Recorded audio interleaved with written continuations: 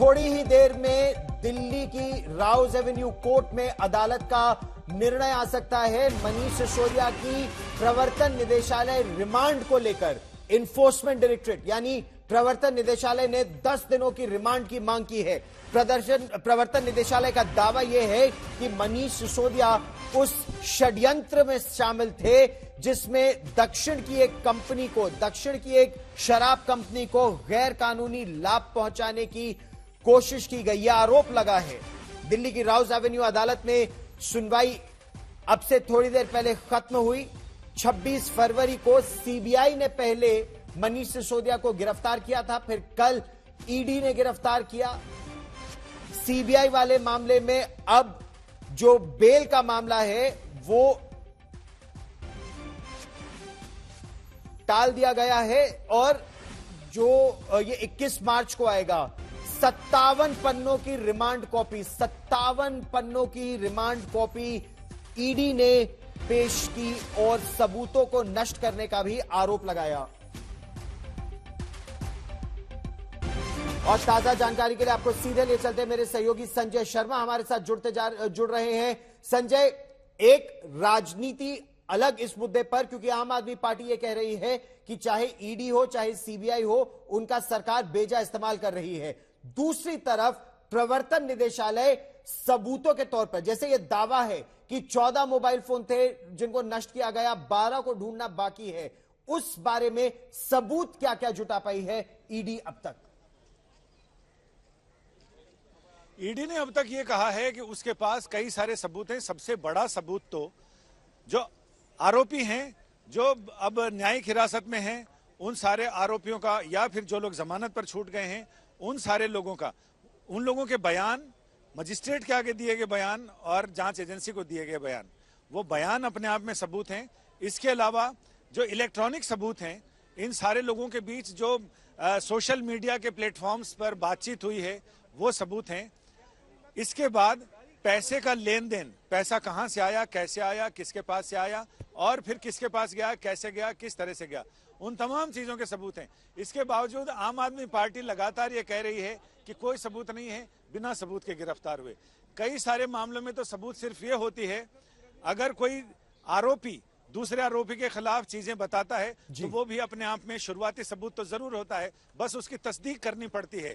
तो कई बार ऐसा होता है कि जब भी बच्चा बोले काका तो लोग समझ जाते हैं कुछ न कुछ हराया, कुछ न कुछ गायब हुआ है, जिसी वजह से इसने आवाज लगाई। तो समझने वाले समझ जाते हैं। लोग तो यहाँ तक समझ जाते हैं कि हवा में अगर खुश्की है तो दूर कहीं पानी बरस रहा है, या हवा में नमी है तो उसका क्या मतलब है, मौसम में क्या नहीं। लेकिन यहाँ जांच एजेंसियों ने, अदालत ठोस सबूत मांगती है। अदालत ये बोलेगी ये जो दावे हैं इनकी पुष्टि क्या केवल धारा 164 के तहत जो बयान दिए गए हैं उसी के आधार पर वो उनको सबूत मान रही है, या पीएमएलए, क्योंकि उस प्रावधान ये है कि अगर कोई सबमिशन को अक्यूज ने भी किया है तो उसे माना जाएगा, या जो कोरोबोरेटिव एविडेंस जो कहलाती है कि उस आधार पर सबूत मिले, उसकी पुष्टि के लिए मनी ट्रेल हो कि अगर 100 करोड़ रुपए दिए गए और गोवा में उसका इस्तेमाल हुआ चुनावों में, तो उसको प्रूव क्या ईडी कर पा रहा है? अभी तक उस दिशा में बात आगे बढ़ी है क्या? अदालत में जो चीजें प्रक्रिया चलती है गौरव, तो उसमें एक प्राइमा फेसा ही सबूत होता है जिसको प्रथम दृष्टया बोलते हैं, और उसके बाद चीजें आगे बढ़ती है। कहीं कोई एक सुराग, कहीं कोई एक सूत्र, कहीं कोई एक हाथी की पूंछ हाथ लगती है और उसके बाद पूरा हाथी कैप्चर कर लिया जाता है। कुछ ऐसा ही यहाँ भी होता है, और इसमें जो प्रथम दृष्टया सबूत हैं वो अदालत को बताए गए हैं। और ईडी ने यह साफ कहा है कि जो सुप्रीम कोर्ट के या हाई कोर्ट्स के जजमेंट हैं या जो एक्ट है वो कहीं से भी नहीं रोकता है जांच एजेंसी को किसी भी आरोपी को कस्टडी में लेने में, चाहे वो शुरू की गिरफ्तारी हो या फिर बेल का, उसकी बेल की एप्लीकेशन लगी हो, उस पर उसे हिरासत में लेने में नहीं रोकता है। ऐसे 15 से 16 जजमेंट इन्होंने कोर्ट के आगे बताए हैं। कोर्ट ने सुनवाई पूरी कर ली है, यानी पहले ईडी ने अपनी बातें कही, फिर मनीष सिसोदिया की तरफ से 3 वकीलों ने बातें कही, और इसके बाद फिर ईडी ने रिजॉइंडर दिया जिसमें कहा कि इन तीनों वकीलों की ये दलील है कि इन्हें गिरफ्तार कर हिरासत में लेने का अधिकार नहीं है, वो पूरी तरह से निराधार है, क्योंकि उसके सबूत ये हैं। ये निराधार क्यों है? और इसके बाद अब अदालत ने, उम्मीद है कि 15 से 20 मिनट में अदालत का ऑर्डर आ जाएगा जिसमें मनीष सिसोदिया, अब तक का मेरा अनुभव ये कह रहा है कि जो बहस चली है, अदालत का जो रुख रहा है,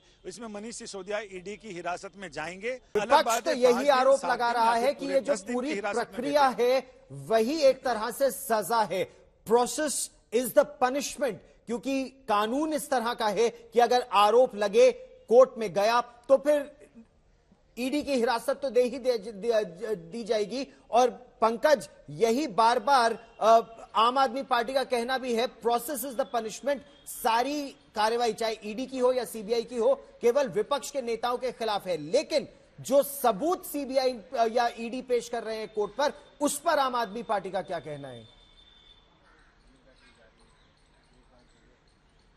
देखिए गौरव, आम आदमी पार्टी स्पष्ट तौर पर शराब नीति को फर्जी केस बताते आई है, लेकिन अब बात उससे कहीं आगे बढ़ चुकी है, क्योंकि पूरे मामले में न सिर्फ सीबीआई के द्वारा जांच की गई, अब ईडी भी इस जांच में आगे बढ़ रही है। ऐसी स्थिति में अब ईडी जब रिमांड ले लेती है तो अपनी पूछताछ के अगले फेज में पहुंच जाएगी, क्योंकि यहाँ पर बहुत से ऐसे अधिकारी हैं, बहुत से ऐसे शराब नीति जुड़े हुए से लाइसेंस होल्डर हैं जो कहीं ना कहीं पूछताछ में शामिल हो सकते हैं। आपको हम बता दें कि पहले जब इस पूरे मामले को लेकर आम आदमी पार्टी ने प्रेस कॉन्फ्रेंस की थी तो वो सीधे तौर पर यही कहती थी कि शराब नीति को लेकर किसी भी मामले में मनीष सिसोदिया का कोई हस्तक्षेप नहीं है। अब ईडी के वकील क्या कह रहे हैं कोर्ट में, उनका ये कहना है कि अगर इस पूरे मामले में उनके घर पे रेड की जाती है सीबीआई के द्वारा और उसके बाद उनके घर से कुछ नहीं निकलता है तो फिर ईडी का इसमें क्या कनेक्शन है। साथ ही साथ उनका ये भी कहना है कि अगर किसी लाइसेंस होल्डर का नाम इसमें आ रहा है और वो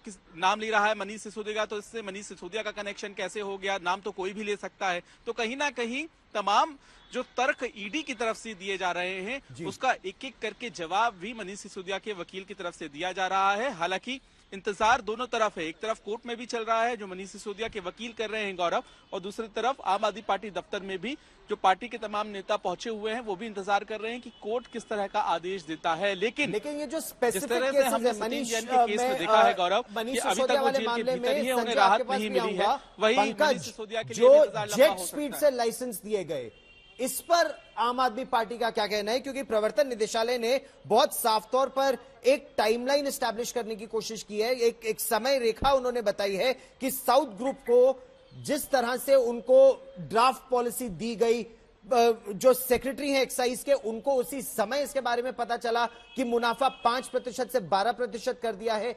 इस पर मनीष सिसोदिया का या आम आदमी पार्टी का क्या कहना है कि इसका तर्क क्या था? एक्सपर्ट कमेटी की रिपोर्ट को क्यों नजरअंदाज किया गया?